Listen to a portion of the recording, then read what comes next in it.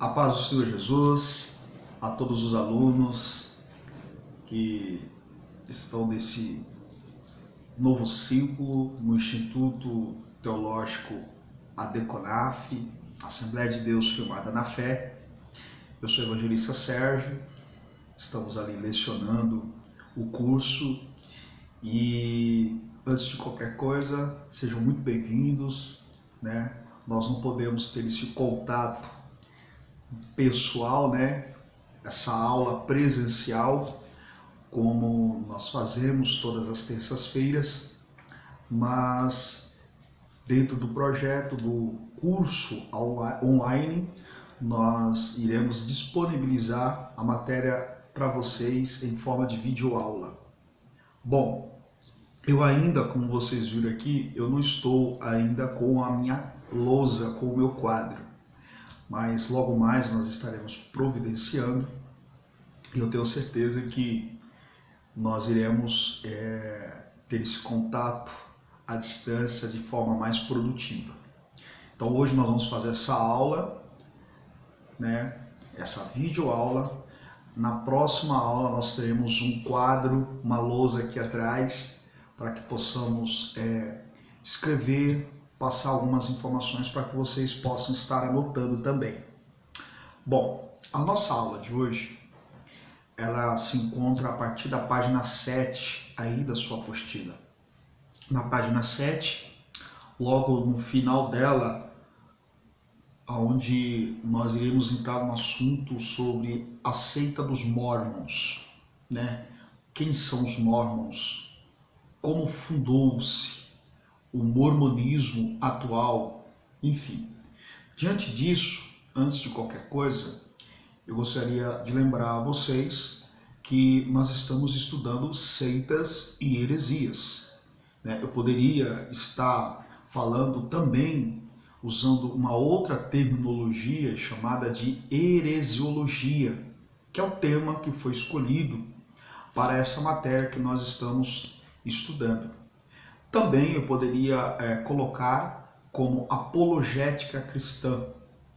Apologética vem de apologia, e quando nós utilizamos a palavra apologia, nós estamos tendo uma atitude de defesa. Eu estou propagando e defendendo uma ideia. No caso, nós cristãos evangélicos, nós defendemos a Bíblia como regra de fé, ou seja, nós fazemos a apologia da fé, ou apologética cristã. Então, esses três termos, seitas, heresias, heresiologia e apologética cristã, estão inseridos dentro do assunto que é o estudo das seitas. Quando eu falo de seitas e heresias, eu preciso que vocês entendam que há uma separação, né? Seita é uma coisa, heresia é outra coisa. Ainda que sejam semelhantes, ainda que estejam intrínsecos ou interligados, uma palavra na outra, na verdade, seita é uma coisa, heresia é outra coisa. No entanto, as duas coisas andam juntas. Por exemplo, a palavra seita, ela vem do latim secta, né? Secta. Secta traz a ideia de um partido, um grupo. Quando eu vou para o grego para identificar a palavra heresia, a palavra heresia no original grego é uma palavra chamada ou conhecida como airesis. E airesis significa ideologia, filosofia ou uma doutrina, uma regra de fé. Quando você junta a palavra seita com heresias, então nós temos um grupo, secta, partido, e a heresia, filosofia, ideologia. Então, uma seita defende a sua ideologia. Um partido, um grupo, defende a sua doutrina. Então, seitas e heresias, trata-se de um grupo, um partido, que se organiza e passa a defender e disseminar as suas filosofias, as suas ideologias. E dentro disso nós vamos encontrar aí na página 7, como eu disse, no finalzinho dela, nós iremos estudar sobre a história dos Mormons. Bom, eu acredito que você esteja aí com a sua apostila aberta e eu gostaria que você acompanhasse algumas leituras e à medida que eu for lendo e for esclarecendo algumas coisas, é sempre bom também você estar ou vocês estarem com uma caneta e um papel anotando algumas informações que nós iremos passar para vocês. Bom, na página 7, nós temos a Igreja de Jesus Cristo dos Santos dos Últimos Dias. Trata-se da Igreja dos Mormons. Então, muito cuidado, né? Para a gente saber identificar. Não é porque tem um nome de Jesus na placa da seita que quer dizer que se trate de uma religião cristã ou de uma igreja cristã. Então, os Mormons, eles são conhecidos hoje, atualmente, como a Igreja de Jesus Cristo dos Santos dos Últimos Dias. Caso você encontre pela rua ou em alguma determinada localidade uma igreja com essa placa, trata-se da Igreja dos Mormons, ok? Então vamos lá, acompanhe comigo aí a leitura para a gente fazer um breve resumo sobre a história, como fundou-se a Igreja de Jesus Cristo dos Santos dos Últimos Dias, a Igreja dos Mormons. Bom, o profeta e fundador do movimento, Joseph Smith Jr., nasceu em 23 de dezembro de 1805, em Sharon, Windsor Country, nos Estados Unidos. Ele era filho de Joseph Smith. Quando estava com 10 anos de idade, seus pais mudaram para Palmyra e depois para Manchester, em New York ou Nova York. Foi criado na ignorância, na pobreza e superstição. Ainda novo, decepcionou-se com as igrejas que conhecera. Foi nesse tempo que diz ter recebido sua primeira visão, onde duas pessoas de pé acima dele que brilhavam mais que o sol. Uma das pessoas chamou Joseph pelo nome e apontou para uma outra dizendo, abre aspas, este é o meu filho amado, o ouça, fecha aspas. O próprio Smith identificou os dois personagens, sendo Deus e Jesus. O próprio Smith identificou os dois personagens, um era Deus e o outro era Jesus. Na visão, ele recebeu uma mensagem de que não deveria filiar-se a igreja alguma, visto não serem conhecidas como igrejas de Deus. A plenitude do evangelho lhe seria revelada depois. Com 18 anos, teve outra visão. Segundo o relato do próprio Smith, lhe apareceu o anjo Moroni, que, segundo fez crer, havia vivido naquela mesma região há uns 1.400 anos antes. Ainda conforme o relato de Smith, Mormon, o pai de Moroni, um profeta, havia gravado a história do seu povo a placas de ouro. Quando estavam a ponto de serem exterminados por seus inimigos, Moroni teria enterrado essas placas ao pé do monte próximo ao local onde hoje é a cidade de Palmyra. Nessa visão, Moroni teria indicado a Joseph Smith o lugar onde as placas teriam sido encontradas ou escondidas e lhe emprestou umas peiras especiais, um certo tipo de lentes chamadas de Urim e Tumim, com as quais Joseph Smith poderia decifrar e traduzir os dizeres dessas placas. Depois de conseguir as placas de ouro e as lentes, Smith, sentado por detrás de uma cortina, teria ditado a um amigo a tradução do que estava escrito nas placas. Depois devolveu as lentes a Moroni. Uma vez traduzida, a obra foi publicada pela primeira vez em 1829, recebendo o título de O Livro de Mormon. Em 1829, Joseph Smith e Oliver Cowdery receberam outra visita de João, o evangelista, que lhes concedeu o sacerdócio de Arão. Em consequência, um batizou o outro. Em 27 de junho, em 1844, uma multidão enfurecida invadiu a prisão da cidade de Nauvoo, onde Joseph Smith estava preso sob a acusação de imoralidade e falsificação. Joseph foi linchado e ele e seu irmão Hyrum foram fuzilados por 4 homens.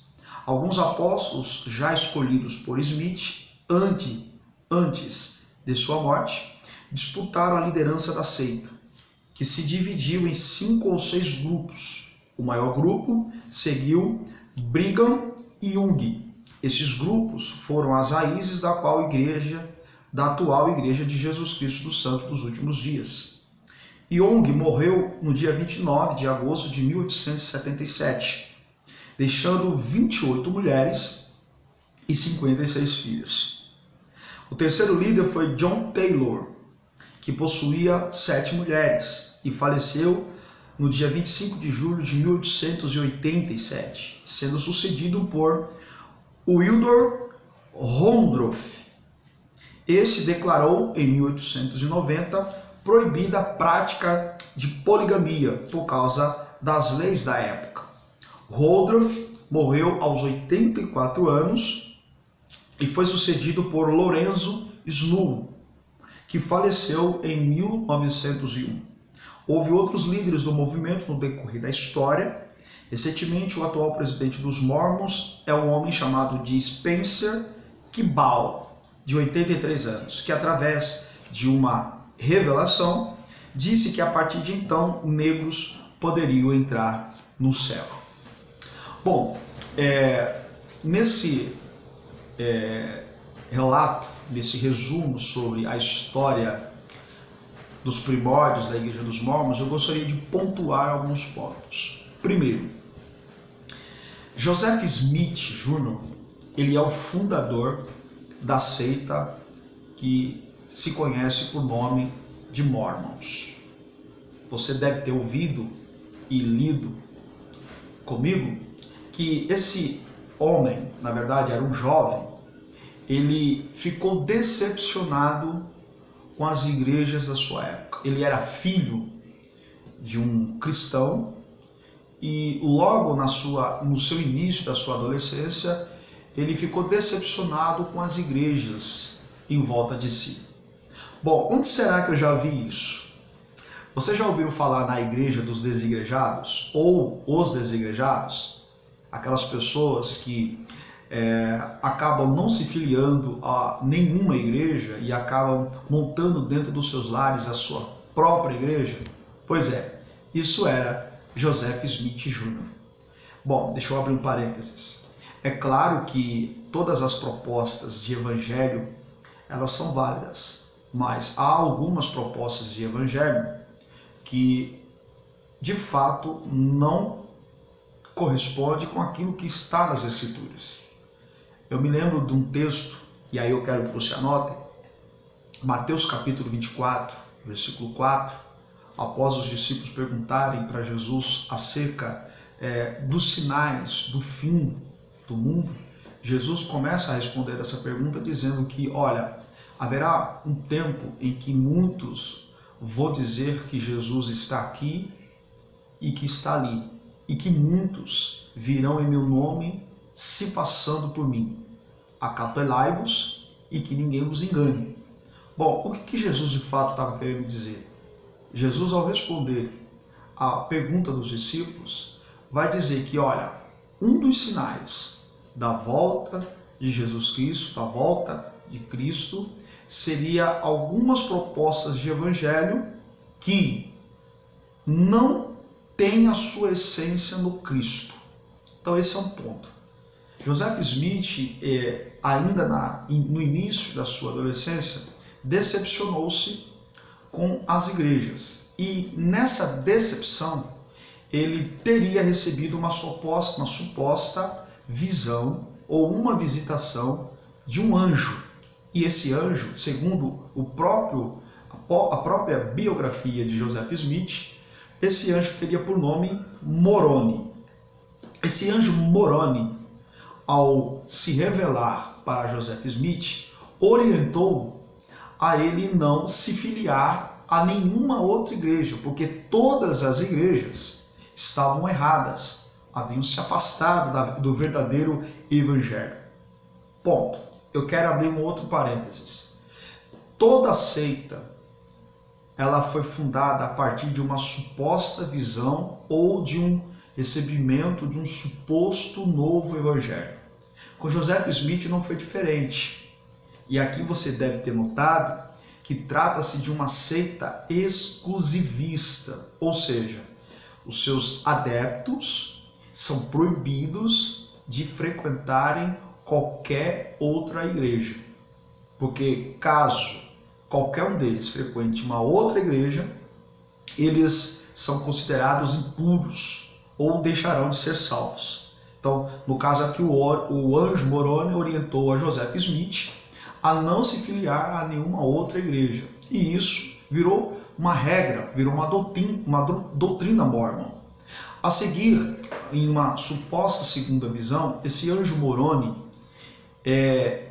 revela-se para Joseph Smith e agora ele apresenta dois seres que supostamente seria Deus e Jesus.